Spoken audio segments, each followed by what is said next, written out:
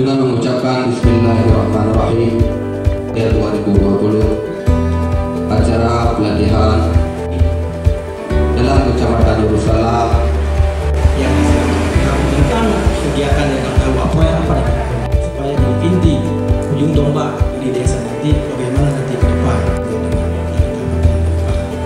Maka acara ini satu hari penuh. Laporan Dinas DPMG Aceh Timur, Ibu Nur Asiah dari Promkes, teman tenaga ahli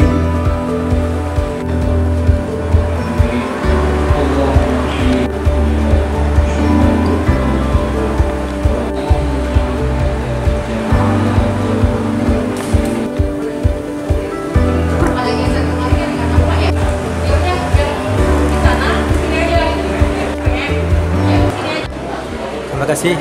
Harapan kita untuk masalah aplikasi tentang masalah PADWD ini, kita mengharapkan kepada desa yang 31 desa.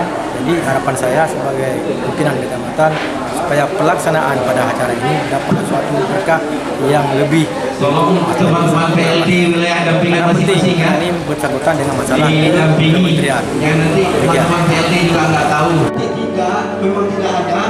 Tidak pengajian kita pilih ya semua. Kita pilih berikutnya sama seperti besok.